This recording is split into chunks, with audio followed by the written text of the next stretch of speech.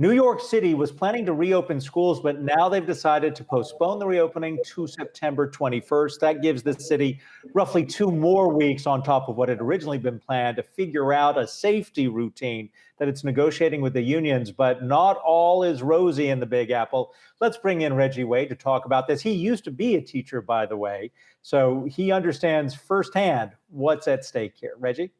Yes, many teachers, students, and parents alike were very nervous, quite frankly, about the school's reopening plans. New York City schools were slated to reopen on September 10th, but mounting pressure from parents, teachers, and the union has now pushed that back. Mayor Bill de Blasio announced that in-person school will now start on September 21st, 11 days after the initial start date, and a new plan has been implemented.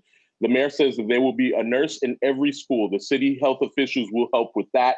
There will be a 30-day supply of PPEs in every school every day. That is a mandate. Every school every day has to have at least a 30-day supply of PPE, and that will be checked periodically. There will also be monthly testing for everyone in the school building, whether that's staff or students.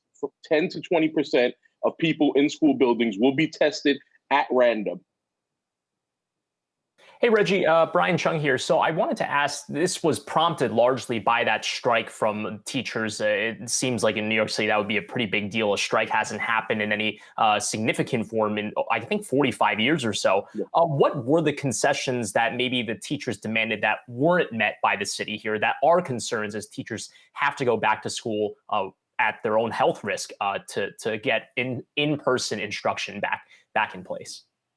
The biggest concern from teachers was testing. They said that some sort of testing had to be done, and that was something that was left off of the mayor's initial plan. So once they said that, yes, there would be testing on a monthly basis, that's when the union and teachers said, okay, we could come to the table. But as far as striking, many officials had told me that striking was a last resort. New York City teachers did not want to strike, but they said that they would if they felt unsafe. So the mayor knew that he had to get something done before that became a reality.